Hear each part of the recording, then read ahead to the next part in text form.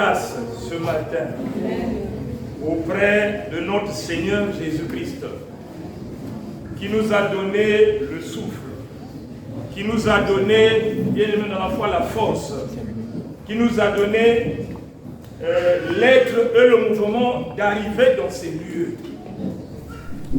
Le culte de dimanche, c'est un culte d'action de grâce. C'est un culte là où nous venons rendre grâce à Dieu. Nous venons témoigner ces merveilles. Nous venons témoigner véritablement ce qu'il a fait dans nos vies. C'est un culte de remerciement. Là où un enfant de Dieu s'approche auprès de son Dieu pour témoigner la grandeur de ce Dieu. Et ce Dieu, une fois de plus ce matin, a décidé de te parler, a décidé de t'apprendre un certain nombre de choses. Parce que la vie d'un homme ne peut être efficace que si cet homme-là vit dans la vérité. Et si nous n'avons pas la vérité selon la Bible, bien aimé dans la foi, notre vie sera difficile parce que nous savons que le salaire du péché, c'est la mort.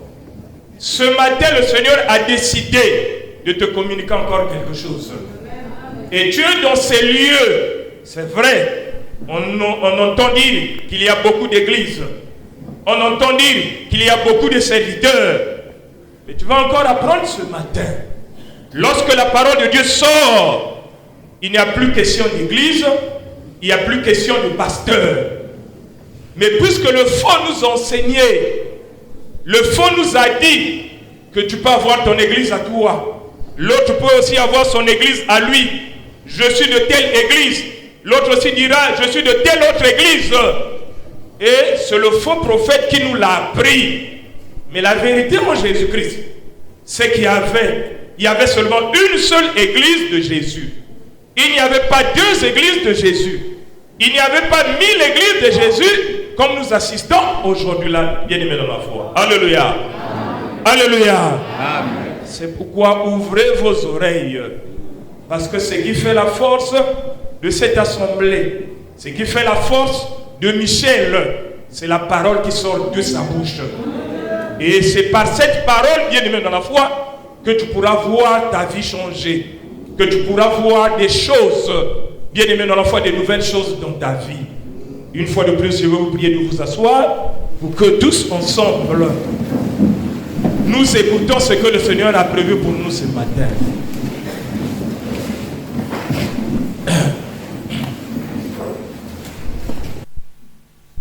Bien. Et écouter un homme de Dieu, c'est écouter Dieu. Alléluia. Écouter un homme de Dieu, c'est écouter Dieu. Recevoir un homme de Dieu, c'est recevoir Dieu. Alléluia. Si quelqu'un me dit qu'il a reçu Christ, je vais lui poser la question, par qui a-t-il reçu Christ? Si quelqu'un me dit qu'il est chrétien, je vais encore lui poser la question, qui l'a fait devenir chrétien? Parce qu'on peut être chrétien que lorsqu'on reçoit un homme de Dieu. On peut comprendre la volonté de Jésus lorsqu'on reçoit celui que Jésus a envoyé. Matthieu 10, le verset 40. Si quelqu'un vous reçoit, il me reçoit. Celui qui vous reçoit, me reçoit. Mais celui qui vous rejette, me rejette. Et si tu ne reçois pas un homme de Dieu, tu ne peux pas dire que tu connais Jésus. Déjà, la divinité, bien aimé dans la foi, est un problème scellé. Matthieu 11, le verset 27. Personne ne connaît le Fils si ce n'est que le Père. Et personne aussi ne connaît le Père si ce n'est que le Fils, sauf à qui le Fils veut le révéler. Ne me dis pas que tu connais le Fils. Ne me dis pas que tu connais le Père. Et ce matin, ne me dis pas aussi que tu connais Jésus. Parce que si tu n'as pas reçu l'envoyé de Jésus, c'est que tu n'as pas encore reçu Jésus. Alléluia. Si tu n'as pas reçu l'envoyé de Jésus, c'est que tu n'es pas chrétien. Et aujourd'hui, le faux nous a fait démontrer que nous sommes devenus des chrétiens. Or, dans le fond, nous sommes que des croyants. Mais nous ne sommes pas des chrétiens. Parce que pour être chrétien, il faut recevoir son envoyé. Et quand l'envoyé arrive, il arrive avec des nouvelles choses.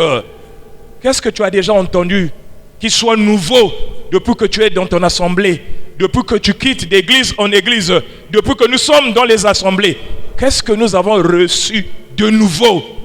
Sinon, vous imposerez les mains aux malades et les malades seront guéris.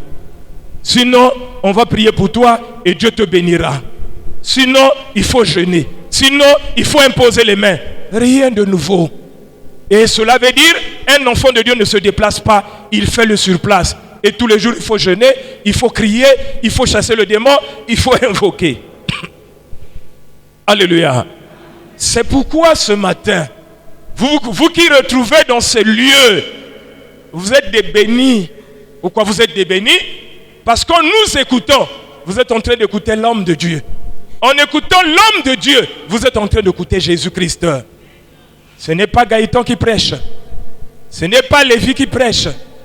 Ce n'est pas German qui prêche. Alléluia. Ce n'est pas Bouya qui prêche. Ce n'est pas Trésor qui prêche. Mais c'est Michel qui prêche. Et comment y aura-t-il des prédicateurs s'ils ne sont pas envoyés? Parce qu'un prédicateur est envoyé. Et quand un prédicateur est envoyé, vous allez voir des signes différents. Et quand il travaille d'une manière particulière. Parce que bien aimé dans la foi, lui ne vient pas faire la répétition. Il ne viendra pas tous les jours vous dire, oh Moïse a dit, oh Paul a dit, oh la Bible dit. Mais il viendra vous dire ce que lui l'a vu et ce que lui l'a entendu. Parce qu'un envoyé, comme la Bible dit dans Matthieu 11, Matthieu 10 plutôt, le verset 27, ce que je vous ai dit dans les ténèbres, dites-le en plein jour. Ce qui vous est dit à l'oreille, prêchez-le sur le haut du toit. Mais à qui on a adressé la parole à l'oreille? À qui véritablement Jésus a dit? Quand Jésus s'exprime sur toi, quand il te dit quelque chose à l'oreille, il n'y a que vous deux. Ceux qui sont tout autour ne peuvent pas écouter ce qu'on est en train de te dire à l'oreille. Mais un serviteur, et ce sont les serviteurs de Jésus, quand il envoie, il leur dit quelque chose à l'oreille. Et c'est à eux d'aller dire la chose en public. Et ils annoncent la chose pour laquelle ils ont été envoyés. Alléluia. Il est vivant. Toutes les églises, quand on pose la question, alléluia, il est vivant. J'ai dit tout à l'heure, mais vous êtes bénis parce que vous êtes rentrés dans l'église de la porte et même Michel tu t'aimes beau. Et finalement, oui, mais qu'est-ce qu'il y a de particulier dans cette assemblée? On se pose la question, qu'est-ce que Michel prêche? On se pose encore la deuxième question, il prêche à qui? Alléluia. Alléluia. Qu'est-ce que Michel prêche? Deuxième question, il prêche à une question pour la plupart des personnes banale. Mais il prêche quoi? Qu'est-ce qu'il prêche? Il prêche la parole. Ça sera la réponse de tout le monde, surtout ceux qui sont dans les églises de réveil, bien aimé dans la foi, ou des églises formelles. Il prêche quoi? Mais il prêche la parole. Mais il prêche à qui? Il prêche à tout le peuple. Or, si le peuple pouvait retenir qu'un homme de Dieu s'élève, quand il vient prêcher un message particulier. Il ne vient pas prêcher ce que les autres ont prêché. C'est celui-là qu'on appelle un envoyé de Jésus, Christ. Alléluia. Il ne viendra pas vous raconter les histoires bibliques, mais il viendra vous dire, Jésus m'a envoyé. Vous allez lui poser la question, il t'a envoyé pour faire quoi? Quand Moïse s'est approché devant le peuple d'Israël, il leur a dit, Dieu m'a envoyé.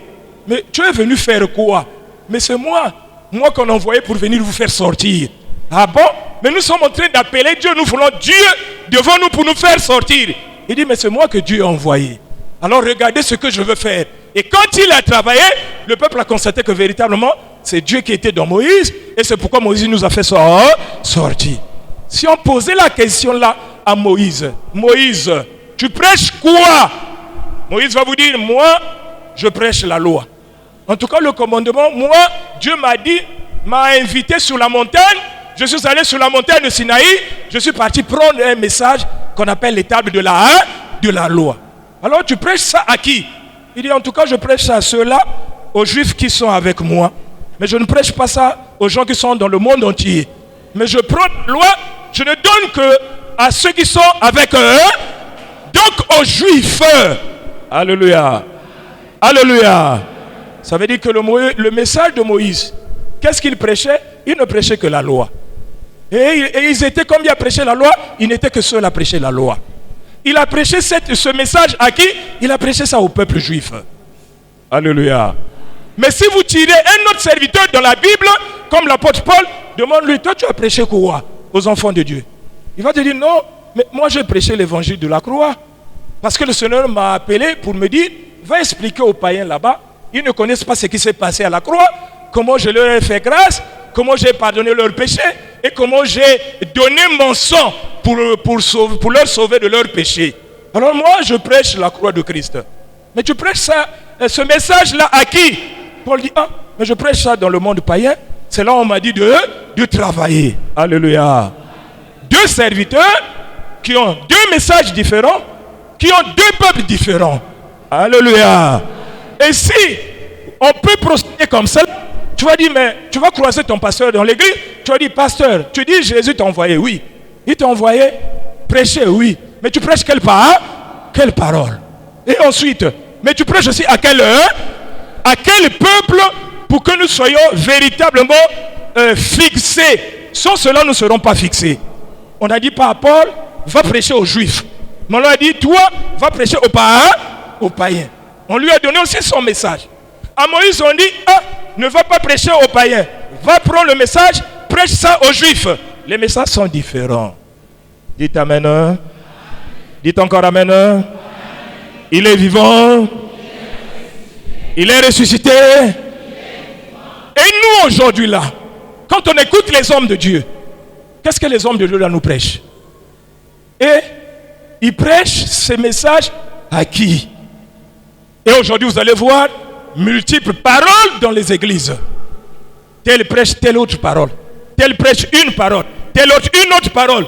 On se pose la question, la parole qui est prêchée là concerne qui? La parole de l'église catholique concerne qui? La parole de l'église Branham concerne qui? La parole de l'église Témoin de Jéhovah concerne qui? La parole doit concerner un peuple. Alléluia. La parole doit concerner un. Regardez Jésus. Jésus dit, Luc 19 plutôt, le verset 10. Je suis venu chercher et sauver ce qui était perdu. La mission est donnée. Moi, je suis venu chercher et sauver ce qui était perdu. On se pose la question. Qu'est-ce qui est perdu? Alléluia. Comme il dit, j'ai été envoyé pour les brebis perdues de la maison d'Israël. Qu'est-ce qu'on entend par brebis? Perdu. Alléluia. Ah, donc toi tu as été envoyé pour les brebis perdues de la maison d'Israël. Ah, c'est là où on a fixé ta mission. Oui. Mais qui est la brebis perdue? D'où vient la brebis perdue? Alléluia. Alléluia. Et nous allons constater, bien aimés dans la foi, il faudrait bien que nous fassions cette différence qu'on appelle, il y a une brebis perdue, mais il y a aussi une brebis égarée. La brebis perdue n'est pas la brebis égarée. Est-ce que les hommes de Dieu d'aujourd'hui connaissent ça? Bien aimés dans la foi. Alléluia. Ou quand ils prêchent à tout le monde. Et ceux qui sont perdus, et ceux qui ne sont pas perdus. Au commencement, lorsque Adam et Ève se trouvent dans le jardin d'Éden. Alléluia. Alléluia. Dieu plante un jardin en Éden. Il place l'arbre de vie. Il place aussi l'arbre de la connaissance du bien et du mal. Les deux arbres sacrés dans le jardin d'Éden. Il donne l'interdiction à l'homme. Tu ne pourras pas manger du fruit de cet arbre qui est au milieu du jardin. Car le jour que tu en mangeras, tu mourras. Alléluia. L'homme accompagné de sa femme. Alors le serpent est arrivé. Le serpent est venu tenter le serpent est venu séduire, le serpent est venu pousser l'homme à tomber dans le péché en passant par la femme. Quand le serpent arrive devant la femme et dit, Dieu a-t-il réellement dit que vous ne mangerez pas de tous les fruits du jardin? La femme répondit, nous mangeons du fruit du jardin.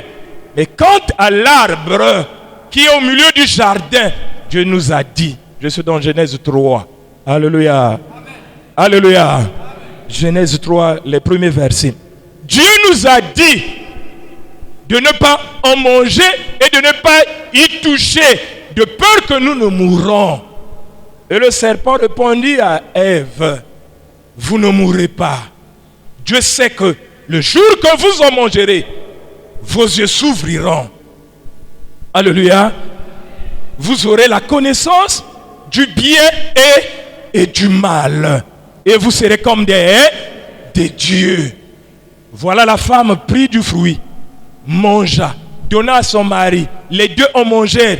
Et effectivement, ce que le diable avait dit, les yeux de l'un et de l'autre s'ouvrirent et ils connurent qu'ils étaient nus. Alléluia. Ayant cousu des feuilles de figuier, ils en firent des ceintures. À ce moment-là, l'Éternel arrive. Adam, Adam, Adam, où es-tu? Adam lui-même, par la peur, s'est déplacé. Il a fui parce qu'il ne pouvait pas rester dans le même endroit que le Seigneur l'a laissé.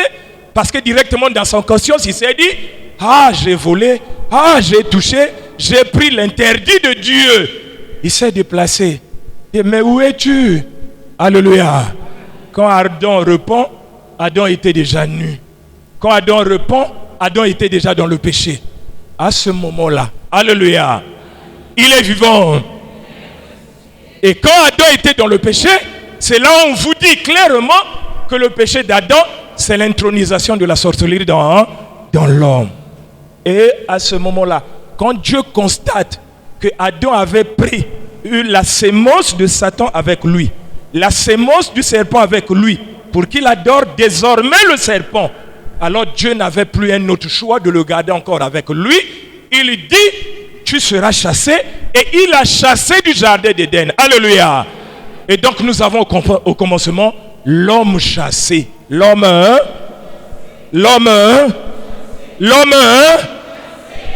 chassé du jardin d'Éden. L'homme chassé du jardin d'Éden, c'est cet homme-là, bien aimé dans la foi, qui avait touché à l'interdit de Dieu, qui avait pris le fruit de l'arbre de la connaissance du bien et du mal. L'homme qui était séduit par le serpent, qui a reçu la sémence du serpent, c'est cet homme qu'on appelle l'homme chassé. Alléluia. Alors il fallait qu'il libère le jardin. Il n'avait plus sa place dedans. Mais comme il a libéré le jardin et l'homme en question est arrivé sur la terre avec sa femme, l'homme a commencé à se multiplier.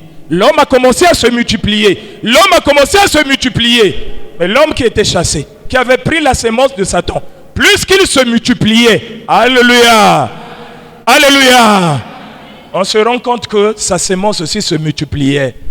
Et il y a des gens qui avaient la chance de recevoir la sémence de leur père Adam, et il y a d'autres qui ne recevaient pas cette sémence-là. C'est pourquoi vous allez voir les deux premiers enfants qui sont nés, qui sont issus du mariage entre Adam et Ève, à savoir Caïn et Abel. On vous dit que Caïn était déjà du malin et Abel était de Dieu. Vous sentez déjà, bien aimé dans la foi, les effets du péché qui s'est passé dans le jardin d'Éden. Le fait que la première créature de Dieu, Caïn, manifeste une haine envers son frère. Mais la haine là provenait d'où? Alléluia. Quand on sait que Dieu est amour, Dieu c'est pas la haine. Et cela veut dire que leur père avait reçu une sémence du mal en lui, et la sémence là est partie directement chez Caïn, et Abel était comme sauvé, innocent de cela. Alléluia. Il est vivant. C'est pourquoi lorsqu'on arrive à Romains 5, le verset 12, la Bible dit que par un homme le péché est rentré dans le monde, et par le péché la mort. Ainsi la mort s'est étendue sur tous les hommes, car tous ont péché et sont privés de la gloire de Dieu. Alléluia. Mais, alléluia, il est vivant. Il est ressuscité. Et Et la mort est descendue même sur ceux qui n'avaient pas péché par une transgression semblable à celle d'Adam. Acclamons pour le Seigneur. Encore. La mort s'est étendue sur tous les hommes, même sur ceux qui n'avaient pas péché par la même transgression que celle d'Adam. On trouve à ce moment-là, il y a ceux qui ont péché par la transgression d'Adam, mais il y a une race là qui a un péché, oui, mais qui n'a pas péché par la même transgression que celle d'Adam. Alléluia. Alléluia. Il est vivant. Alors ceux qui avaient péché par une transgression qui n'est pas celle d'Adam, ceux-là, alléluia, en fait, on peut les appeler les brebis perdues. Ils font partie de la race des brebis perdues. Alléluia. Parce qu'on va dire, il y a une brebis où il y a l'homme chassé, mais il y a l'homme perdu. L'homme chassé, ce n'est pas l'homme perdu. Bien aimé dans l'enfant, alléluia. L'homme perdu, oui, il est arrivé par la multiplication d'Adam, mais lui, il n'avait pas la même sémence que Adam. C'est celui-là, bien aimé dans la foi, alléluia, que Jésus est venu chercher sur la terre quand il dit, je suis venu chercher et sauver ce qui était perdu. Même Jésus n'est pas venu prendre tout le monde, même Jésus n'est pas venu donner l'évangile à tout le monde. C'est pour dire aux hommes de Dieu, alléluia. On te dit, mais toi tu prêches quoi? Il n'arrive pas à dire ce qu'il prêche. Tu prêches à qui? Il n'arrive pas aussi à signifier véritablement son message qu'on lui a donné. Ça s'adresse à qui? À quel peuple? Bien déterminé, bien aimé dans la foi. Alléluia. Donc, la race des brebis perdues, c'est cette race qui n'a pas la même sémence que la sémence d'Adam. C'est-à-dire qui n'ont pas reçu le péché qui n'ont pas reçu le péché originel. C'est pour cette race-là que Jésus est arrivé. Et c'est pour cette race-là que Jésus a donné son sang. Ce sont ceux-là qu'il est venu chercher. Ce sont ceux-là qu'il va ramener au ciel. Mais les autres qui étaient chassés, alléluia, alléluia, ceux qui ont été chassés, c'est la séparation totale et définitive avec Dieu. Il n'y a pas de repentance pour ce péché. Ils sont déjà tombés dans le péché. Il n'y a eu pas de repentance pour ce péché. Ça, c'est lorsqu'il s'agit de la brebis perdue. D'où vient la brebis perdue? Mais quand on parle des enfants de Dieu, mais les enfants de Dieu, ce sont ceux-là qui sont issus des reins d'Adam. Parce qu'après la multiplication, vous pouvez avoir le père sorcier, la mère sorcière, mais il y a quelques enfants qui sont saints. Bien aimés dans l'enfant. Alléluia. Comme vous pouvez aussi avoir le couple est saint, mais vous allez voir, il y a certains enfants qui ont eu la sorcellerie. Mais comment ils ont fait pour avoir la sorcellerie avec eux? Disons-le ouvertement, bien aimés dans l'enfant. Alléluia. Il est vivant.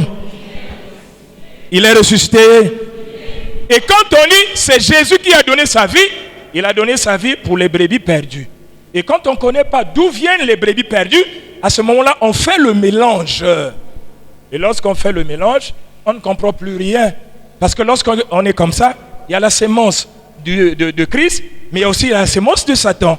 Quand on est comme ça, il y a les fils de Christ, mais aussi les fils de Satan. Quand on est comme ça, bien aimé dans la foi, il y a la divinité qu'on appelle Christ, mais aussi la divinité qu'on appelle Satan. Toutes ces deux divinités sont sur la terre. Alléluia. Il est vivant. Il est ressuscité. Mais lorsqu'il faut parler de la brebis maintenant égarée, mais la brebis égarée, ce n'est pas toutefois la brebis perdue. On nous a expliqué ici, je crois qu'on nous a lu Ézéchiel 37 comme ça là, que réellement pour sauver une brebis perdue, alléluia, ce qui est perdu reste comme introuvable. Pour récupérer ce qui est perdu, alléluia, il faut un sacrifice. Tu as dit, alléluia, tu fais quoi? Bon, les mamans qui arrangent par exemple le poisson, tu arranges le poisson, tous les poissons, tu arranges, tu as mis. Or, il y a un poisson qui est resté dedans. Quand tu partis à la poubelle, tu as jeté. Tu te rends compte qu'il y a un poisson qui est dans la poubelle. Mais les chats sont déjà là. Tu vas aller récupérer ce poisson-là. Mais comme tu as jeté pour eux, toi, pour aller encore récupérer ce poisson-là. Alléluia. Tu as en quelque sorte un prix à payer. C'est toi qui as jeté. C'était l'homme chassé du jardin d'Éden. L'homme est chassé. Mais comme l'homme perdu vient de lui, il était chassé pour récupérer la brebis perdue là. Alléluia. Il faut un sacrifice. Il faut un. Et donc toi, même quand tu iras prendre le poisson là, tu vas encore, la manière que tu vas encore laver ça. Tu vas encore laver ça. Parce que c'était à la poubelle. Il n'est plus comme ceux qui sont restés.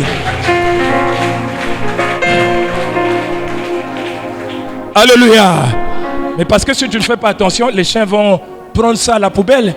Toi, tu as jeté. Tu as jeté. Or, tu t'es rendu compte que mais il y avait quelque chose de bon dedans. Mais c'est parti. Va maintenant prendre ça. Pour prendre ça, tu vas payer un prix. C'est pourquoi Jésus s'est sacrifié. Pour prendre ce qui était perdu. D'où le rôle de son sang. Le rôle de sa vie. Il a donné sa vie pour chercher à récupérer les enfants qui étaient perdus. Mais lorsqu'ils étaient perdus, mais ils étaient dans le main de Satan. Puisqu'ils étaient sur la terre. Et sur la terre, c'est Satan qui gère la terre. Malheur à la mer, malheur à la terre, malheur à la mer. Car le diable est descendu vers vous, animé d'une grande sachant qu'il a peu de temps. Alors quand le diable est descendu et précipité sur la terre, c'est lui maintenant le maître des lieux. C'est lui le maître de la terre. Et c'est lui qui gère. Et les enfants de Christ qui se trouvent sur la terre, pour venir les prendre, passent d'abord par Satan, parce que c'est Satan qui les gère. Pour aller prendre les enfants d'Israël, Moïse était obligé de passer par Pharaon. Il n'y avait pas un autre chemin. Il ne pouvait pas dire que je contourne comme ça là et je veux faire sortir le peuple là sans passer par Pharaon. C'est impossible. Alléluia. Donc Jésus était obligé d'affronter. Et quand il est arrivé sur la terre, Matthieu 4,4, la tentation de Jésus, il a croisé lui-même Satan bien-aimé dans la foi. Alléluia. Et quand il a survécu à la tentation de Satan bien-aimé dans la foi, on dit les anges sont descendus vers lui pour le servir. À ce moment-là, il a eu la capacité de rentrer, d'aller chercher d'abord. Alléluia. Il est rentré d'aller chercher, d'aller les retrouver pour qu'il les sauve en plus. Parce qu'il faut d'abord chercher, bien-aimé dans la foi. Alléluia. Et il a cherché à travers la parole. Et quand il a prêché, comme on dit, les brebis entendent ma voix. Et quand les brebis entendent ma voix, ils accourent. Quand il a prêché, ceux des enfants de Dieu qui écoutaient la voix de Christ se disaient en eux-mêmes, ah, mais ça c'est la voix de mon Père. Mais la voix là m'interpelle. Je veux un peu voir ce que Jésus dit là. Je veux un peu voir ce qui se prêche là. Et quand ils approchaient, ils recevaient la vie avec Jésus Christ. À ce moment-là, ils ont été trouvés et on va dire sauvés bien aimés dans la foi. Alléluia. En réalité, c'est cette brebis perdue qui avait été cherchée, qui avait été, bien aimé dans la foi, cherchée à travers la parole de Dieu. Et quand Paul est balancé vers les païens, lui aussi il est venu en réalité chercher cette même brebis perdue. Alléluia. Alléluia. Il est vivant. Il y a des brebis bien aimés dans la foi. Alléluia. Il y a des brebis égarées, il y a des brebis payées. Mais en tout cas, la brebis égarée, ce n'est pas la brebis perdue. Bien aimé dans la foi. Alléluia. L'homme chassé, ce n'est pas l'homme perdu. L'homme chassé n'a jamais été récupéré et il ne sera jamais récupéré. Alléluia. Et donc, il faut parler de l'homme perdu ou de la brebis perdue que Jésus était venu accomplir une œuvre. Et quand Paul part du côté du monde païen, lui aussi, il prêche la parole, mais quand il prêche, il regarde ceux qui vont recevoir et ceux qui vont accepter de le suivre. Certains l'ont suivi, d'autres ne l'ont pas suivi parce qu'ils ne se sont pas retrouvés dans la parole ou dans l'évangile que Paul prêchait. Ceux-là qui ne se sont pas retrouvés, certainement on va dire, ils font partie des hommes chassés du jardin d'Éden parce qu'ils n'avaient pas la sémence de Christ. Qui vient chercher les enfants? Ce n'est pas Satan qui vient chercher ses enfants. C'est Christ qui veut venir chercher ses enfants. Quand vous allez voir l'église, c'est Christ qui cherche ses enfants. Ce n'est pas Satan qui cherche Satan connaît que ses enfants sont déjà là. Ses enfants sont chez eux. Ils appartiennent à son royaume. Donc il n'a pas besoin de les chercher. Ce qu'il aura besoin, peut-être de les guérir, de les garder encore en forme. Mais lui ne vient pas les chercher. Celui qui vient chercher les enfants, c'est Jésus. Telle est la mission de Jésus-Christ. Alléluia. Alléluia. Donc quand vous écoutez la parole là, c'est pour vous ravir de la terre. Parce que votre lieu, ce n'est pas ici. Votre cité, ce n'est pas ici. Alléluia. Si vous êtes de Christ, vous devrez repartir auprès de votre père. Un neveu qui vit tout le temps chez son oncle, il finira par regagner son père. Une nièce ou un cousin qui vit chez les parents, il finira par repartir chez lui. Et il s'agit de ça. Bien aimé dans la foi. Alléluia. Donc les enfants de Dieu ont fait un exode dans le monde. En tout cas, il faut les faire sortir pour qu'ils repartent chez eux. Quelle joie de repartir chez vous. Parce que chez vous, c'est chez eux. Chez vous, on est mieux que chez soi-même, bien aimé dans la foi. À l'étranger, ce n'est pas facile, c'est compliqué. Acclamons d'abord pour le Seigneur. Voilà comment lorsque Paul aussi a prêché, alors on a constaté l'évangile qu'on lui a donné, il est parti déposer dans le monde païen. Il y a eu un choix, il y a eu comme une séparation. Ceux qui ont cru et d'autres qui n'ont pas cru. Ceux qui ont cru ont dit, bon, certainement ce sont les âmes perdues, ou les brebis perdues. Ils sont rentrés dans l'église. Et c'est là on parle de l'église au niveau des païens. Et la révélation nous montre après que tous ceux-là qui ont suivi Paul ne sont pas toujours les perdus, parce que même les chassés étaient dans l'église de l'apôtre Paul. Alléluia. Alléluia. Il est vivant. La mission de Jésus était venue sauver et chercher ce qui était perdu. Mais la deuxième mission de Jésus devrait encore, toujours dans cette mission, de venir chercher et sauver. Cette fois-ci, ce n'est plus venir sauver l'âme, la brebis perdue, mais il doit venir chercher la brebis égarée.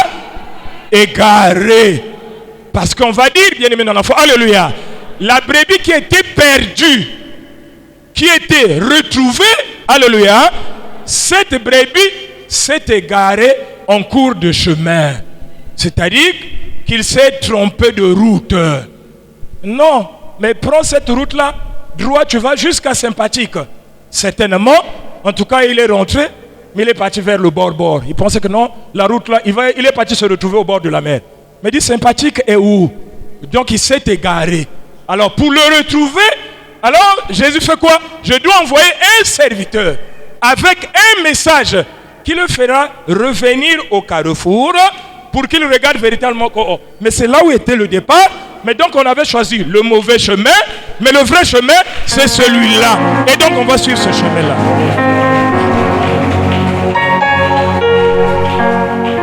Donc, la brebis qui était égarée, c'était une brebis qui était en réalité sauvée, mais sauf qu'il s'est trompé de chemin pour arriver il n'était pas encore arrivé à destination.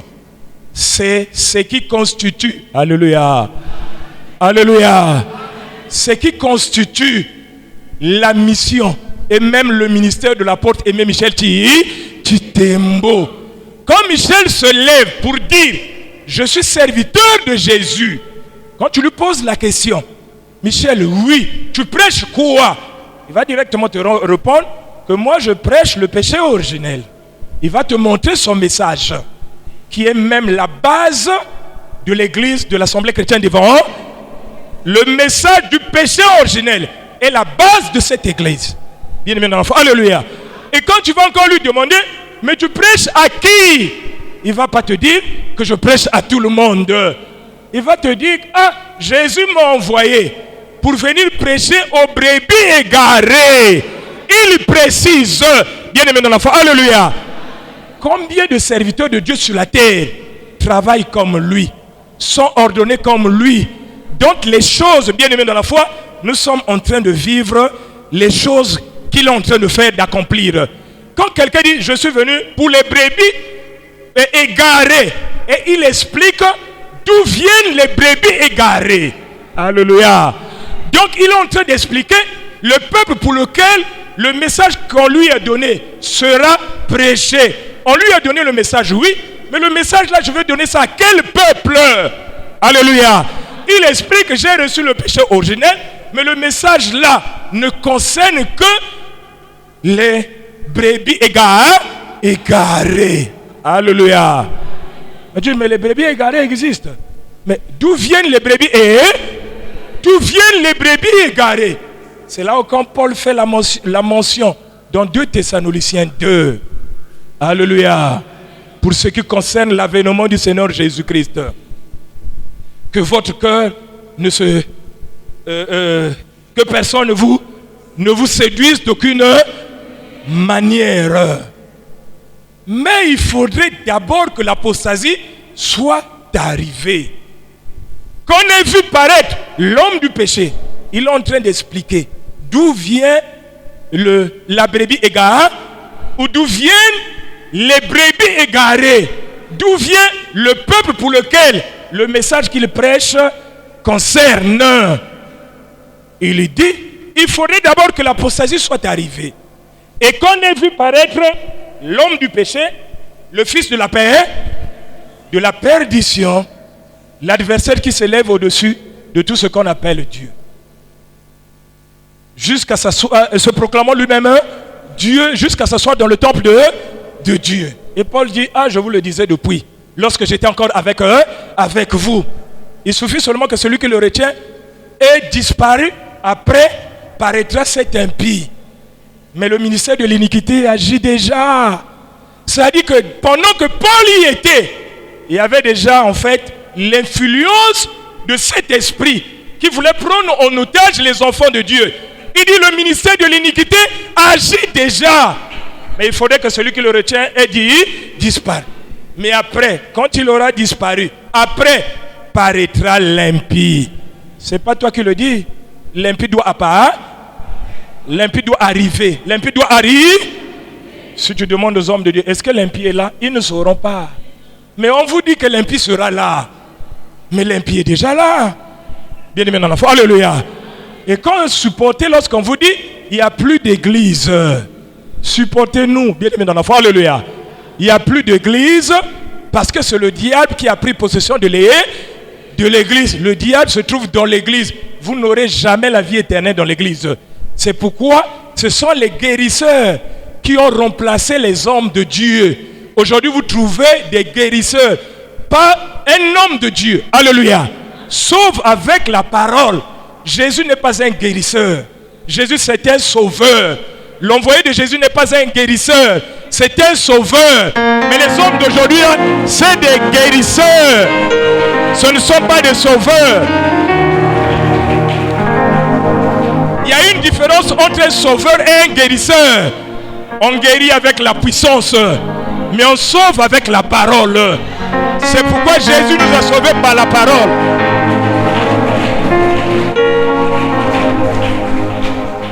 Oui, vous appartenez à une église, vous êtes guéris.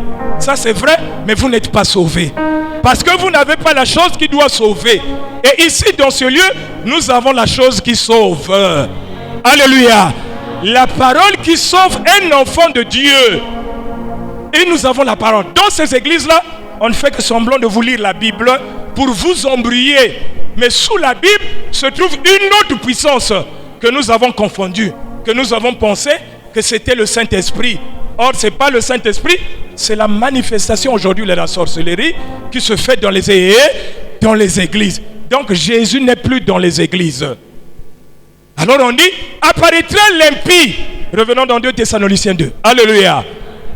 Que le Seigneur Jésus détruira par le souffle de sa bouche et qu'il anéantira par l'éclat de son avènement. Alléluia. Jésus va détruire l'apostasie. Jésus va détruire, l'impie là c'est l'apostasie, va le détruire par le souffle de sa et qu'il anéantira par l'éclat de son avènement.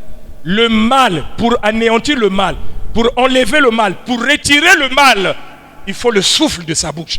Or le souffle de sa bouche, c'est la parole de Dieu. Alléluia. Et cette parole-là, nous l'avons ici. c'est la parole qu'on vous dit, la parole du péché originel. Une fois que vous prêchez cette parole-là, l'impie sort de l'église. L'impie plie ses bagages et par ailleurs, certainement repart dans les forêts, là où il exerçait tranquillement. Parce que dans l'église, il n'y a plus sa place dans l'église, bien-aimé dans la foi. Alléluia. Il est vivant. Il est ressuscité. Et donc, lorsqu'on dit, bon, alors, quand l'impie est rentré, le peuple est parti dans l'égarement. C'est-à-dire, il n'y avait plus de parole de Dieu. Alléluia. Il est vivant. Dites-moi, à l'église catholique, nous écoutons quelle parole? Dites-moi, à l'église évangélique, nous écoutons quelle parole? Dites-moi, à l'église salutiste, nous écoutons quelle parole? À l'église kimbangiste, nous écoutons quelle parole? Dites-moi, chez les témoins de Jéhovah, nous écoutons quelle parole? Dans les assemblées des églises de réveil, nous écoutons quelle? Mon peuple est détruit parce qu'il manque là. On nous embrouille. Le fait que le prêtre ouvre la Bible, on dit qu'il a prêché la parole, mais il n'a pas prêché la parole. Alléluia. Il vous a lu la Bible, mais il n'a pas prêché la parole. Et j'ai commencé à dire ceci. Alléluia. Moïse a prêché, mais il a signifié que la parole que j'ai prêchée, c'est la loi. Et il n'y avait que lui qui prêchait ça. Les autres n'en prêchaient pas. Quand Paul est arrivé, lui aussi il a prêché la parole. Mais la parole qu'il a prêchée s'appelle l'évangile de la croix. Personne d'autre n'a prêché ça, sinon que lui-même. Alléluia. Si le pape prêche la parole, quelle est la parole qu'il prêche? Ils lisent tous la Bible. Et c'est la nature du faux prophète. Le faux prophète lit la Bible. Le faux prophète vient avec une grosse Bible. Le faux prophète arrive devant vous avec la Bible pour vous faire croire que je viens de Dieu. Mais dans le fond, c'est un serviteur de Satan. Il sert le diable.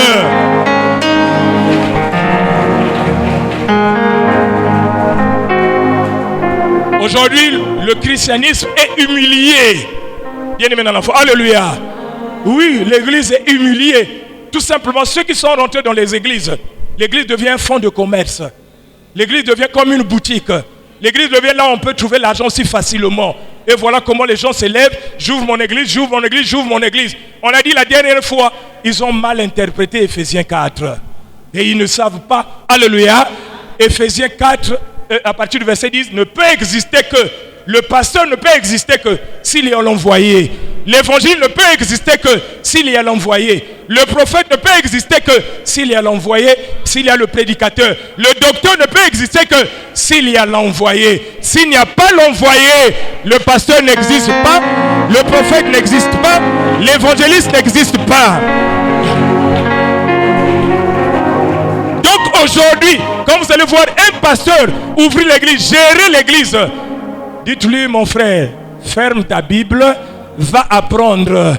Qui t'a consacré? Tu dis, oh, le père t'a consacré. Tu dis, lui, ton père est où? Oh, ton père, mon père est resté au Nigeria. Suis ton père. Laisse les enfants de Dieu tranquilles. Tu n'as rien à leur donner.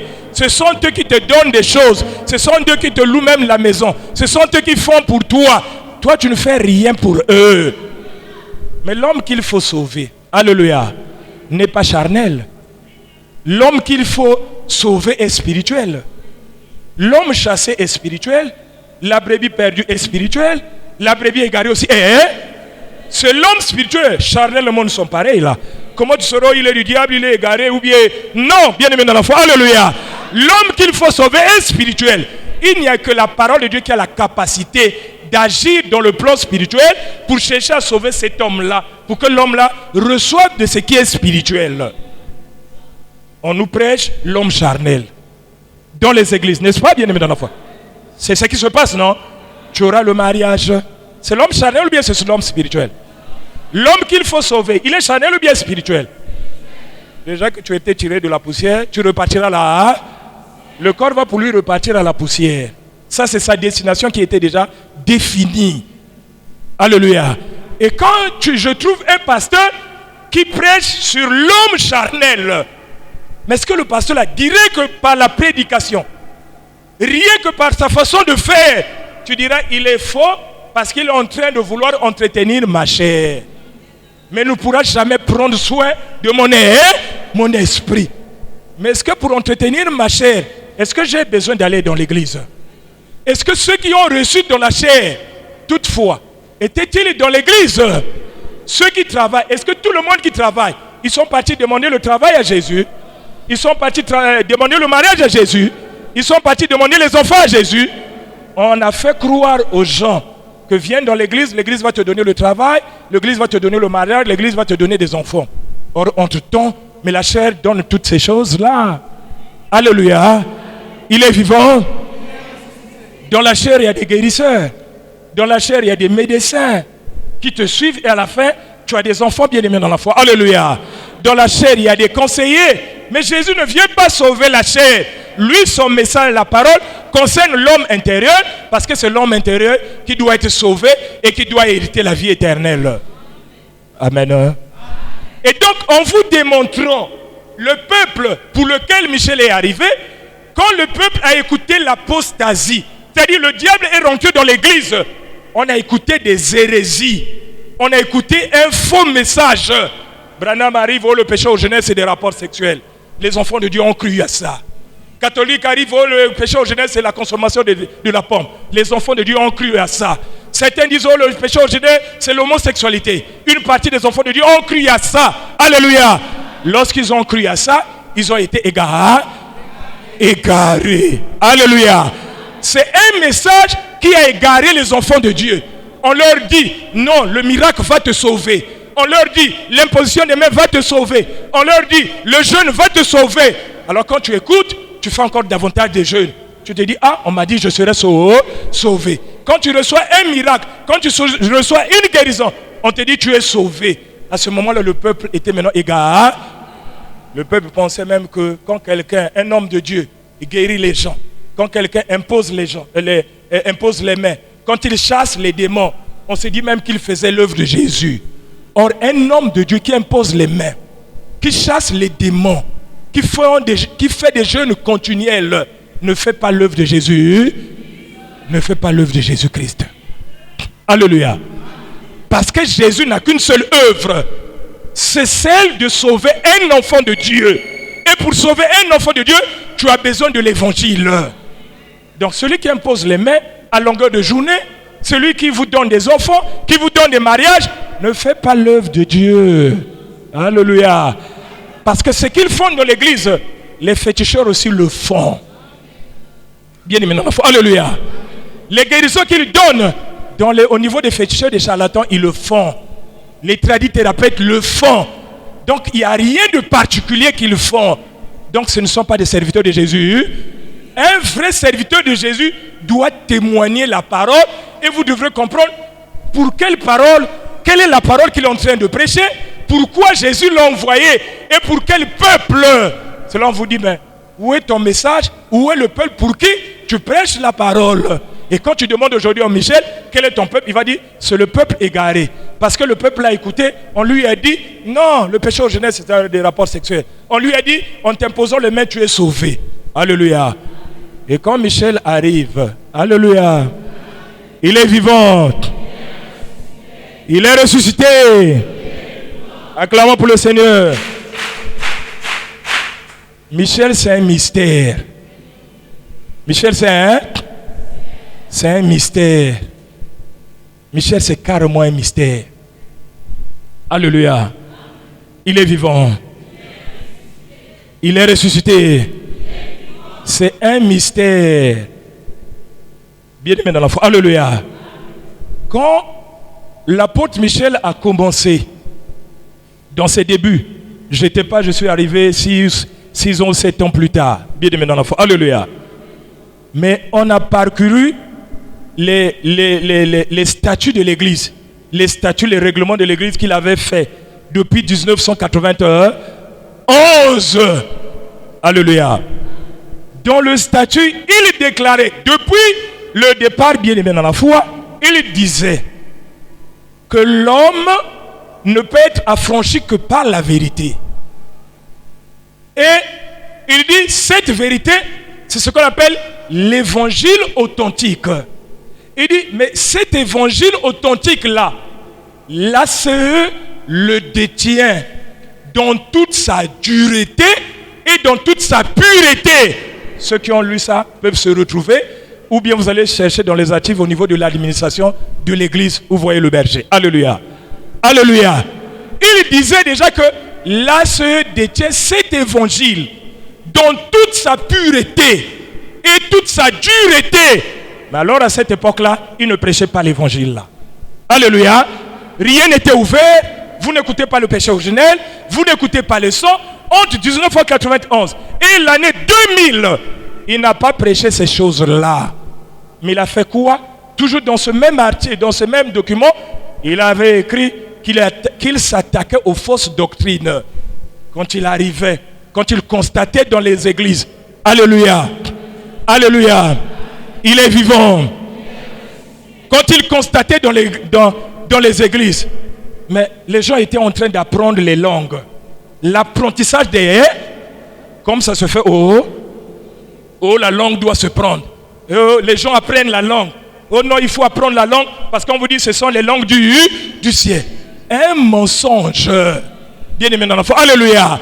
Et quand le pasteur parle en langue, toute l'église devient une ébullition. Les gens commencent à avoir des trans. L'onction monte. Mais qu'est-ce qui fait monter même l'onction là? Le fait qu'il dit ripopopopopopopopopopopo, rikakakakakakakakaka. Mais c'est un comédien. Bien aimé dans la foi. Alléluia. Mais c'est un comédien. Il est en train de jouer à la. Mais il ne dit rien. Parce que le jour de l'effusion du Saint-Esprit, c'est pas comme ça que ça s'était passé. Les gens n'ont pas parlé en langue, mais les gens parlaient en d'autres langues. Alléluia. Alléluia. Et Pierre pouvait se poser la question dans Acte 2, c'est Pierre, où les gens pouvaient se poser la question et dire, mais tous ceux-là qui parlent en langue là, qui parlent des langues là, mais ne sont-ils pas tous galiléens? Mais comment eux ils sont des galiléens?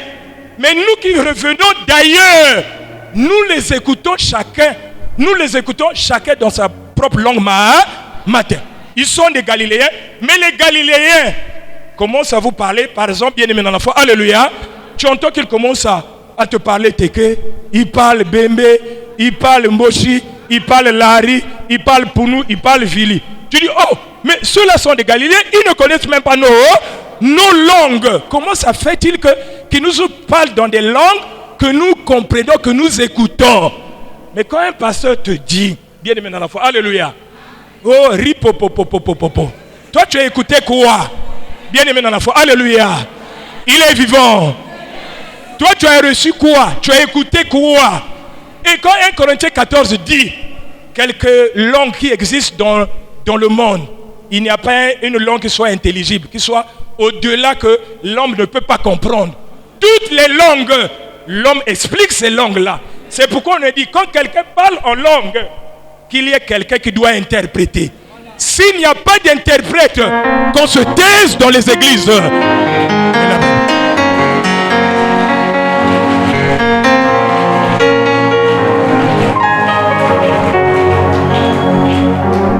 Alléluia. Et voilà une nourriture qu'on vous sert quand vous êtes dans ces assemblées-là. Et quand vous entendez parler l'onction comme là. Et donc, quand Michel est arrivé, il dit, l'apprentissage de langue, c'est pas de Dieu. Ça veut dire que depuis longtemps, sa mission, qui se trouve dans 2 Timothée 3, 16 à 17, était déjà dessinée. Il était déjà en train d'enseigner et de convaincre, de corriger et d'instruire dans la justice pour qu'un enfant de Dieu soit accompli et propre pour les bonnes œuvres. Alléluia. Il est vivant. Il dit, mais des églises qui mettent des bougies, il ne faut pas mettre des bougies dans les qui utilisent les encens, qui utilisent des mauvaises choses. Il corrigeait déjà. Alléluia. Il est vivant. Il est ressuscité. Il dit, mais ce que vous appelez vous la prophétie, il dit, ce n'est pas la prophétie, c'est la divination. Mais on ne pouvait pas comprendre. On lisait les documents, mais on ne savait pas ce qu'ils disaient. En fait, les jetons du puzzle n'étaient pas rassemblés pour voir le squelette sortir. Mais aujourd'hui, le squelette est là. Bien aimé dans la foi. Alléluia. Mais il avançait pion par pion, jeton par jeton par jeton, pour construire son univers à lui. Et si déjà à cette époque-là, il corrigeait, il parlait, ça veut dire que la mission, bien aimé dans la foi, alléluia, et il a constaté, quand il corrigeait, il était puissant comme il n'y en a pas. Il était installé à Dolisie. Bien aimé dans la foi, alléluia. Il est vivant. Acclamons pour le Seigneur. Lorsqu'on apprend, il recevait toutes sortes de cas. Michel reçoit un féticheur qui revenait de Pointe-Noire, qui venait faire un travail pour chercher à délivrer les gens de leur sorcellerie. Il a réussi. Mais quand il prend le train pour repartir, il s'est rendu compte que le travail qu'il a fait, les sorciers l'ont contourné pour aller attraper sa femme. Lui-même, dans son sens, son sixième sens, il a constaté, il a compris que ce que le travail que j'ai fait là, ça risque de coûter à la vie à ma femme. Il descend en gare de Dolisie. Il regarde, il tourne tout autour. Lui-même avec ses yeux, comme c'est un féticheur, il a constaté qu'il y avait une étoile qui brillait quelque part. C'est lui qui avait des yeux pour voir. Toi et moi, on ne peut pas le voir. Bien aimé dans la foi, alléluia. Et l'esprit l'a conduit directement là où était Michel. Il toque au portail, il rentre. Il est reçu par Michel. Quand Michel le reçoit, le gars vient confesser carrément. Il dit, moi je suis féticheur. Je mange dans ça, je fais ça, je reviens de Sibiti, mais je suis allé faire un travail à Pointe-Noire. Mais je constate qu'après le travail, qui était un succès, le diable m'a contourné et là ma femme est déjà prise. Je fais comment? L'esprit m'a envoyé vers toi. Ça a causé face à le temps que ça causait, rien que ça causait là, lui-même, bien aimé dans la foi, se rend compte que j'ai compris, ma femme est maintenant libérée. Instantanément, alléluia. Et quand la femme est libérée, il témoigne sur place, il dit non, je n'ai jamais vu un homme comme ça là. Il a pris dans l'enveloppe, à cette époque-là, il avait mis une somme de 45 000, il a donné à l'homme de Dieu, il a continué son chemin. Mais après, plus tard, on a écouté le témoignage que le gars est parti témoigner cet homme de Dieu là, dans son village. Il dit, j'ai croisé un homme de Dieu. L'homme là n'a pas de taille. Alléluia. C'est un féticheur qui vous dit.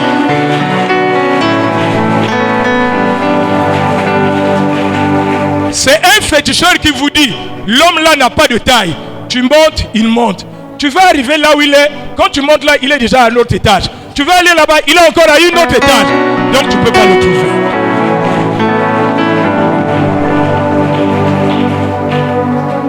Deuxième témoignage, il reçoit un ministre bien malade qui a parcouru partout. Le ministre ne peut pas venir. Dans quel temple de Montfleury là?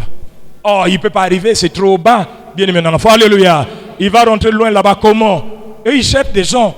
Mais un ministre qui a cherché la guérison en Inde, qui n'en a pas eu, bien aimé dans la foi, alléluia, qui était véritablement lié avec les féticheurs là-bas, qui n'a pas trouvé, qui a fouillé les féticheurs du Congo, on ne l'a pas délivré, qui est parti chercher les gens de la RDC. Alléluia. Les pasteurs de la RDC ou les prophètes de la RDC. Les pasteurs de la RDC lui ont donné une facture, un devis. Il dit, bon, pour ton problème là, en tout cas, il faut faire une grande fête. Tu dois acheter les bœufs. Le gars avait l'argent, il achète les bœufs. Alléluia. Il est vivant. Je crois que ça devrait donner 3 bœufs comme ça là. Il fallait inviter tout le monde de venir manger. Vous savez, le bœuf reste il y a à boire, il y a à manger. Vous allez même fouiller la nourriture. Il a fait manger tout le monde. Les gars là ont fait des pratiques. Comme le monsieur était atteint de la paralysie. Alors, quand ils ont fait des pratiques, le monsieur s'est mis debout. Pour dire que les pratiques qu'ils ont fait ont marché. Durant tout le temps qu'ils ont passé là, je ne sais pas si c'est 3 jours et 1 semaine, le gars était debout. Et dès lors qu'ils sont descendus, qu'ils ont pris la navette ou bien la pirogue pour aller de l'autre côté, dès qu'ils sont partis, le gars est revenu encore, il est tombé. Oh, le gars a crié qu'ils m'ont menti. Les gars l'ont fait tout simplement un humour. Ils m'ont menti, ils m'ont trompé. Mais il les a payés. Il leur a donné l'argent. Parce qu'il ne se mettait pas debout, il s'est mis debout. Et il n'avait pas de solution. Je ne sais pas comment de fil à une aiguille, il s'est retrouvé chez Michel. Alléluia. On dit, mais il y a un petit qui travaille quelque part là, la trentaine à peine, bien aimé dans la foi. Alléluia. Chaud comme il n'y en a pas. J'assure encore, bien aimé dans la foi. À Dolisie, on l'avait même surnommé le magicien. Alléluia. Parce qu'il y avait des cas même à l'hôpital général que le médecin pouvait dire que non, va à l'église là-bas, va voir cet homme de Dieu là. Il était puissant. Ça, c'est dans ses débuts, bien aimé dans la foi. Alléluia.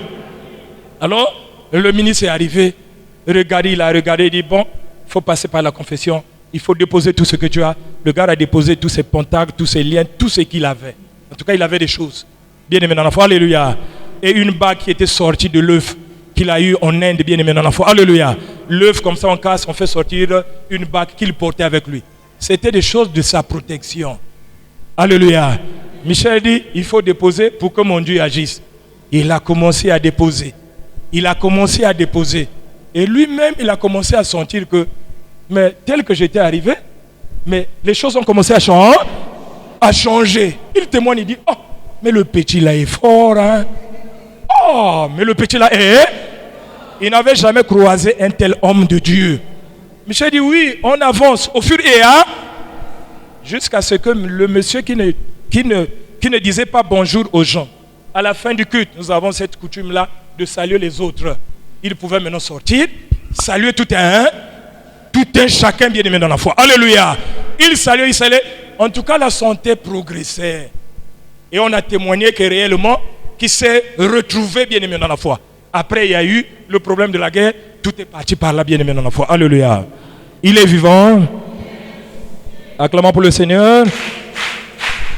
Donc, quand je disais la manière que Michel a commencé, pendant qu'il corrigeait, Dieu témoignait sa parole avec des témoignages bien aimés dans la foi, avec des miracles puissants. On a entendu même des femmes dont les myomes tombaient. Il était hyper puissant. Mais il constatait que les gens quittaient leur église pour venir chercher que des solutions à la suite. Quand ils étaient guéris, ils repartaient encore dans leur église. Et Michel disait, mais quand je fais des miracles, en réalité c'était dans le but de rassembler les gens pour leur donner ce que j'ai, la vérité qu'on m'a donnée, l'évangile authentique que je garde dans sa pureté et dans sa dureté. Donc il avait gardé ça de côté et il a voulu d'abord appeler les gens afin de leur communiquer le message que Jésus lui a donné, bien aimé dans la foi. À la fin, il s'est rendu compte que les gens prenaient des guérisons, repartaient. Les gens prenaient des guérisons, repartaient. À ce moment-là, Michel décide. Il passe de la puissance à la parole. Alléluia. Il passe de la puissance à la parole. Et là, nous sommes dans la parole. Il dit, si je continue avec la puissance, l'église ne sera pas édifiée. Les gens viendront seulement chercher des guérisons. Et quand il a commencé avec la parole, mais l'église a tari. Les gens, on sent que les gens venaient seulement pour la guérison, mais les gens n'aimaient pas la parole de Dieu. Il dit, si je continue comme cela, à la fin, quand Jésus va me demander quelles sont les âmes que tu as gagnées, mais je serai confondu, parce qu'avec la guérison, personne ne peut être sauvé. Personne ne peut être sauvé.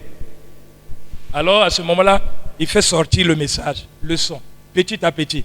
Quand il sort, et quand il sort la parole, on distingue que ce qu'il prêche est différent de ce que les autres prêchent. Il dit, oh, mais dans l'église, ce qu'on appelle la prophétie, ce n'est pas la prophétie, c'est la divination. Quand vous allez rentrer dans l'église, ceux ou celles qui prophétisent là, vous verrez sur la tête là, deux fois un serpent qui est en train de vous dire des choses. Ce n'est pas la prophétie, c'est la divination. Quand il annonce le message sur le son, scandale. Dans la ville, scandale dans le pays. Mais où est-ce qu'il a eu ces choses-là? Les gens d'abord combattus, avant, après, de venir croire que finalement ce qu'il dit là, c'est la vérité. C'est la vérité, bien aimé dans la foi. Quand il fait sortir le péché originel, mais c'était un débat pour que les gens comprennent, pour que les gens acceptent. Je me rappelle dans cet endroit, Michel a fait un séminaire. Il y avait un apôtre de Branham qui était envoyé et qui était parmi les invités. Michel explique le péché originel. Le gars dit non, Branham a dit ceci. Michel explique, le gars nie, Branham a dit. Michel dit, ah, ok, comme tu connais, passe, prends la chair, explique. Il y a des gens qui se rappellent de ça. Acclamons pour le Seigneur. Le gars a expliqué, le gars a transpiré, mais n'arrivait pas à faire comprendre aux gens. Le gars a expliqué. Le peuple a fini par le huer et à le chasser. Et donc il a quitté avec honte humilié. Toi, tu ne connais pas. Ferme ta bouche, apprends. Toi, tu viens de montrer que c'est Branham qui connaissait les choses. Et donc, le gars était confondu. Il est vivant. Il est ressuscité. Je suis en train de dire, bien aimé dans la foi, alléluia, que le message que Michel prêche aujourd'hui là, il en avait depuis le commencement. En fait, c'est aujourd'hui qu'on constate que les choses prennent maintenant la forme. Et comme ça a pris la forme, on dit, oh, mais toujours dans l'article, et encore un autre article, il dit, le but de l'ACE, depuis 1991, c'est de rassembler tous les élus de Dieu en vue de l'enlèvement. Oh, alléluia. Donc le gars là connaissait déjà ce qu'il était en train de faire. C'est aujourd'hui qu'il nous parle qu'en réalité, il faut rassembler les élus de Dieu parce que la dernière promesse, la promesse des enfants de Dieu aujourd'hui là, c'est l'enlèvement. Mais il en avait depuis longtemps. Alléluia. Et aujourd'hui, ça se dessine. C'est pas quelqu'un qui s'est autoproclamé, c'est pas quelqu'un qui s'est fabriqué, c'est pas quelqu'un qui sort d'un serviteur qui l'a consacré. C'est Jésus qui l'a finalement, véritablement appelé pour le servir. Alléluia. C'est pourquoi quand vous écoutez Michel, vous écoutez Jésus. Parce que c'est le serviteur de Jésus. Maintenant, c'est le serviteur de Jésus sur la terre. Il faut l'écouter. L'envoyé de Jésus, on doit l'écouter. Pourquoi? Ce n'est pas un répétiteur. Il ne vient pas répéter Moïse. Il ne vient pas répéter Jacques. Il ne vient pas répéter les autres. Mais il vient dire ce qu'il a vu et ce qu'il a entendu. Alléluia. Et donc Michel a vu, Michel a entendu. C'est ce qu'il est en train de nous dire aujourd'hui là. Et c'est à nous de chercher à l'écouter. C'est son temps. Alléluia. Là, présentement, quand il parle, il n'y a personne qui peut parler. Parce que Dieu ne peut pas envoyer encore un autre ange qui viendra contredire Michel. Ce n'est pas possible. Supposons que vous avez envoyé en même temps. Moïse est là, Jésus aussi est là. Ou bien Moïse est là, Paul est là. Mais Baba Kenouana. Baba Kenouana. Quand Moïse prêche, il dit, oh, vous aurez la vie. Paul va dire, oh, mais si vous croyez que vous serez justifié par les actes de la loi, mais vous êtes même dans la malédiction. Ah, comment seront deux serviteurs là? Celui-là dit, je te donne la vie. Celui-là dit, tu es maudit. Donc, les deux serviteurs ne peuvent pas être au même moment. Parce que celui-là est venu contredire l'autre. Mais ils doivent vivre à chacun son temps. Même Jérémie n'a pas vécu le même temps que Ésaïe. Daniel n'a pas vécu le même temps qu'Ézéchiel. Pourquoi tant des hommes de Dieu au même moment comme ça là? C'est le phénomène de l'apostasie. La prolifération des églises, c'est le phénomène de l'apostasie. Alléluia. Qui se manifeste par la sorcellerie. Alléluia. La sorcellerie est rentrée dans l'église. Et si vous avez un pasteur sorcier, vous êtes maudit. Il va vous trafiquer un jour. Oh, calmez-vous bien dans la foi. Alléluia. Tu ne fais pas attention, il va te trafiquer. Il est vivant. Quand il jouera le jeu avec tes parents, tu ne sauras pas. Qu'il a déjà compris, il est déjà en contact avec tes parents. Quand on te fera passer là, tu ne sauras pas. Un pasteur sorcier ne peut pas être serviteur de Jésus-Christ. Bien aimé dans la foi. Alléluia. Il est vivant. Aujourd'hui, vous allez constater dans l'église des totems. Et l'église fonctionne maintenant avec des totems. Ils prophétisent avec des totems. Ils ont la puissance des totems, bien aimés dans la foi. Ils vous disent que c'est le Saint-Esprit. Mais c'est parce qu'on ne vous avait jamais prêché sur le Saint-Esprit. Donc si j'ai parlé du message de Michel, le péché originel, mais je parle encore du peuple. Et donc, quand il vient dire au peuple, ça c'est pas la prophétie, ça c'est la divination. Tu te rends compte que, oh, donc celui qui me prophétise là. Et vous allez voir la divination, les prophéties là, on va vous prophétiser sur des choses inutiles. Vous voyez, l'hibou, non? Regardez des gros yeux qu'a l'hibou. Mais il regarde seulement les petites choses. Ah, bien aimé dans la foi, alléluia. La vue de l'hibou, il regarde des gros yeux. Il regarde, il va te voir. Oh non, j'ai vu là Oh, il y a des gens qui sont en train de parler mal de toi. Ah, c'est tout ce que Dieu a trouvé de me dire vraiment. J'ai tellement de problèmes là.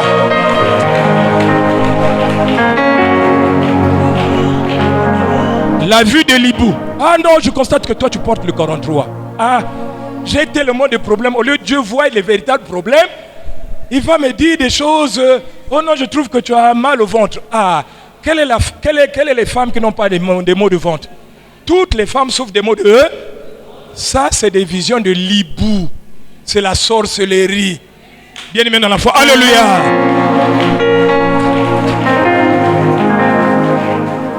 Que ta tante est contre toi, que ceci, cela, ce n'est pas de Dieu.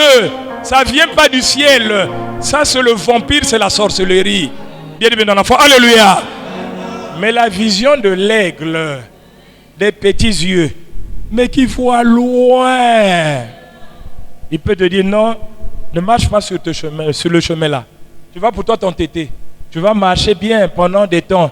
Après, à la fin, tu te rendras compte que ce qu'on m'avait dit là, en tout cas la personne qui m'avait dit là avait raison. Dieu avait raison. Bien aimé dans la foi. Alléluia.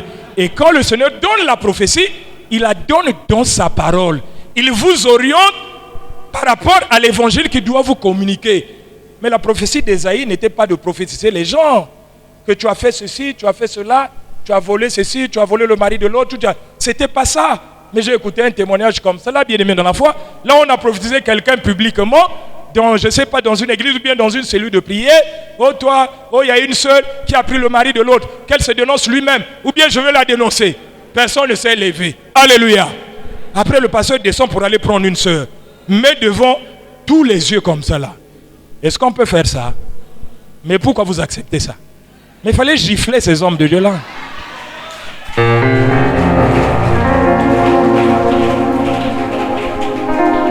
C'est pour vous dire que l'église n'existe plus. Aujourd'hui, nous sommes en train de passer de l'église à l'épouse. Alléluia. D'être appelés, nous avons été appelés, oui, mais il y a beaucoup d'appelés, mais il y a peu de lui. Il faut aller vers les élus. Si réellement nous sommes des enfants de Dieu, alors nous avons, bien aimé dans la foi, à passer au travers le feu. D'où Michel parle du baptême du feu. Alléluia. Et donc, nous sommes rentrés dans le baptême du feu. Et le baptême du feu va consister d'abord à écouter le message du péché originel. Parce que le péché originel, c'est la base de l'Assemblée chrétienne d'évangélisation. Ça fait déjà la sélection. Et c'est là on dit, à celui qui vaincra, je donnerai de la manne cachée. Et je lui donnerai un caillou blanc. Et sur ce caillou sera écrit un nom nouveau que personne ne connaît, si ce n'est celui qui le reçoit. Là encore, ça devient un mystère que ce n'est pas tout le monde qui est appelé à comprendre ou à lire, à comprendre ce mystère.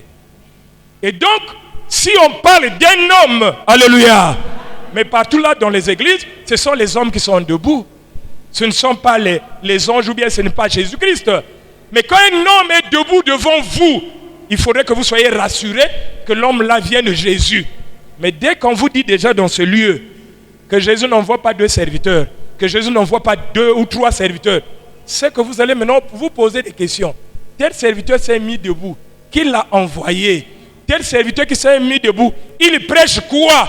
Vous allez voir que tout se sera dans la confusion. Pourquoi? Ils n'ont rien à donner aux enfants de Dieu. Qu'est-ce qu'ils font? C'est exploiter les enfants de Dieu. En tout cas, leur prendre leur temps à eux. On vous occupe toute la journée. Le temps que tu allais faire ton activité, le temps que tu allais travailler, le temps que tu allais faire quelque chose, on t'occupe totalement. À la fin, tu n'as rien. Alléluia. Mais c'est parce que tu as mis foi à lui. On ne peut pas mettre foi. On parle aux enfants de Dieu. On ne parle pas à ceux qui sont sur la terre. On parle aux brebis égarées. Les brebis égarées, ce sont ceux-là qui se sont trompés parce qu'on les a trompés par les messages qu'ils ont écoutés. Aujourd'hui, quand tu es une brebis égarée, quand tu as écouté le péché originel, ce n'est pas les rapports sexuels, c'est l'intronisation de la sorcellerie. Mais tu reviens sur la route, bien-aimé dans la foi. Alléluia. Quand tu entends, le miracle ne sauve pas, l'imposition des mains ne sauve pas, le jeûne ne sauve pas, tu entends, tu reviens parce que tu as écouté la voix de de ton père, tu n'es plus égaré, tu es maintenant sauvé, tu commences à suivre le véritable chemin qui va t'amener à la vie.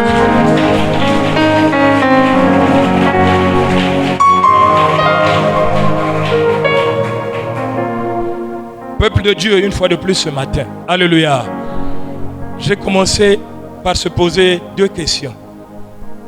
Amen. Hein? Il est vivant. Que Michel prêche quoi? Et il prêche à qui? On a dit Moïse prêche quoi? Moïse n'a pas prêché la parole de Jean-Baptiste. Jean-Baptiste avait sa parole à lui. C'était pour vous dire, chaque homme de Dieu a une particularité. Il doit avoir sa parole à celui qui vient à toi. Il dit avec une grosse Bible pour dire que c'est un serviteur de Dieu. Il faut même le chasser. Celui qui vient à toi avec la prophétie, parce que tu as envie de connaître ta vie à toi, il faut le chasser parce que tu n'as pas besoin de la prophétie. Si on te dit, toi qui cherches la prophétie, si on te dit dans une semaine tu vas mourir, toi tu crois que ça sera bien pour toi? Oh, tu vas même dire, mais pourquoi tu me le dis? Mais tu vas même mourir avant même la date de prévue, bien aimé dans l'enfant. Alléluia. On nous rend pas service. Alléluia. Il est vivant. Il est ressuscité. Non, toi tu aimes la prophétie quand on va dire, ah, le sorcier de ta famille là, oh, tu vas regarder, dans 3 mois il va mourir. Là tu sautes maintenant. Bien aimé dans l'enfant. Alléluia. Mais si la prophétie dit, toi là, toi tu voles le mari de l'autre, tu vas regarder le pasteur là avec un air. Toi pourquoi tu as dit, qui t'a dit de dire mes problèmes à moi? Toi tu veux qu'on dise seulement les problèmes des, mais pas tes problèmes à toi. Si tu viens chercher la prophétie ici, la prophétie là va te prophétiser toi-même. Viens chercher la parole de eux. Et donc en résumé, nous étions en train de dire qu'il y a, on va même dire la brebis, ou bien on va dire l'homme qui était chassé. De l'homme qui était chassé, on a retrouvé l'homme perdu. C'est-à-dire celui qui n'est pas tombé par le même péché, par la même transgression que celle d'Adam. C'est là où est sortie la brebis perdue pour laquelle Jésus est arrivé sur la terre, parce qu'il n'est pas arrivé pour tout le... Lui, Dieu lui a donné ses enfants. À Satan aussi, on lui a donné ses... Jésus ne peut pas prendre les enfants des autres. Donc lui, il ne vient prendre que ses propres enfants à lui et laisser les enfants de l'autre à côté. Alléluia. On a démontré que la brebis égarée, ce n'est pas la brebis perdue. Mais la brebis égarée, et c'est celle-là qui a été retrouvée, la perdue qui a été retrouvée, mais qui s'est égarée, qui s'est trompée de chemin. D'abord, pour retrouver la brebis perdue, il fallait le sang pour le récupérer. Alléluia. Il faudrait un sacrifice pour le récupérer, parce qu'il était dans les mains de Satan. Amen. Hein? Mais la brebis égarée s'est trompée de chemin. Là encore, il fallait un évangile pour le faire sortir de l'emprise de Satan ou de l'emprise de l'apostasie. Et quand on parle de l'apostasie, on voit la sorcellerie. La sorcellerie dans l'église. Bien aimé dans l'enfant. Alléluia. La sorcellerie dans l'église. Jusqu'à démontrer que si Michel prêche, il prêche sur un peuple qu'on appelle le peuple égaré, qui sort réellement du peuple que l'apostasie a pris en possession. L'église a été investie par le diable. Au départ de l'apôtre Paul, le diable est rentré dans l'église et il a pris en otage tous les enfants de Dieu. Et c'est cette église-là que nous observons. Alléluia. L'église là est prise en or. C'est le diable qui est dedans. Michel, on lui a dit, va chercher les enfants de Dieu qui sont dans l'église. Et tu les fais quitter de l'église pour les amener dans l'épouse. En réalité, la cible est tout trouvée, la cible est donnée. Il doit sauver les âmes qui sont dans les églises, qui croient être sauvées, mais ils ne sont pas sauvés, ils sont égarés. Égarés par qui? Par le faux prophète. Alléluia. Le faux prophète, c'est le serviteur qui n'avait jamais reçu mandat de la part du Seigneur. Alors il faut le faire sortir, le mettre dehors, l'amener véritablement dans l'église pour qu'il passe de l'église à l'épouse. L'épouse, c'est la dernière étape, on va dire de la spiritualité, la dernière étape du plan de la rédemption. Alléluia. On est parti du tabernacle, on est passé dans le temple. Après le temple, on est passé dans l'église. Après l'église, nous partons vers l'épouse, parce que c'est l'épouse qui sera enlevés.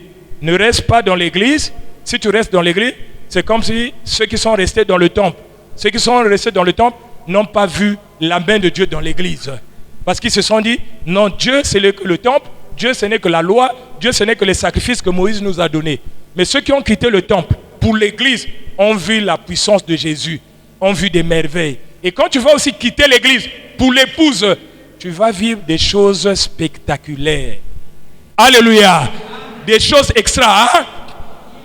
Dans l'église, on ne parle plus de la sorcellerie. Et plutôt, dans l'épouse, on ne parle plus de la sorcellerie. En tout cas, dans l'épouse, le sorcier, ça devient toi-même. Un sorcier n'aura plus de pouvoir sur toi lorsque tu vas rentrer dans l'épouse. Tu es dans l'épouse, il n'y aura plus question de mari de nuit. Tu es dans l'épouse, il n'y aura plus question d'étranglement ou d'envoûtement. Tu es dans l'épouse, il n'y aura plus de combat spirituel. Tu es dans l'épouse, il n'y aura plus on est en train de me pourchasser. Non, bien-aimé dans l'enfant, alléluia. Tu vas vivre réellement la présence de Jésus dans l'épouse. C'est dans l'église que les gens sont en train de faire des combats spirituels. C'est dans l'église que les gens sont en train de faire des jeûnes. Dans l'épouse, il n'y a pas de jeûne. Dans l'épouse, il n'y a pas d'imposition des mains. Alléluia. Alléluia. Dans l'épouse, c'est toi et le Seigneur Jésus-Christ. S'il est un sorcier, c'est toi-même qui vas certainement maudire ton corps. Il n'y aura plus le sorcier qui va franchir, qui va traverser de l'église à l'église. Non, il ne va pas traverser le feu, sinon il va se brûler. Est-ce qu'on peut acclamer pour le Seigneur? Est-ce qu'on veut faire des acclamations nourries? Et je remets la parole au modérateur.